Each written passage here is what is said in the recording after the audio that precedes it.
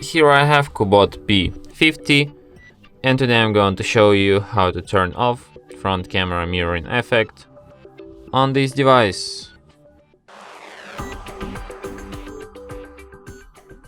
So firstly you have to open camera, then switch to the front camera. So now let's take one photo with this feature enabled. Then I show you how to disable it. So you just go to settings by tapping on the gear icon. Here you have this flip feature, so you just disable it. And now let's take another photo.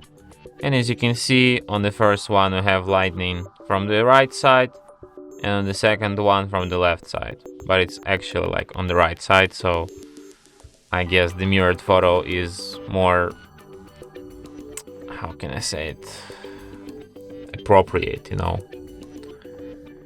That's what I mean. So yeah, and that's it. Thanks for watching. If you find this tutorial useful, don't forget to hit that like button and subscribe to our channel.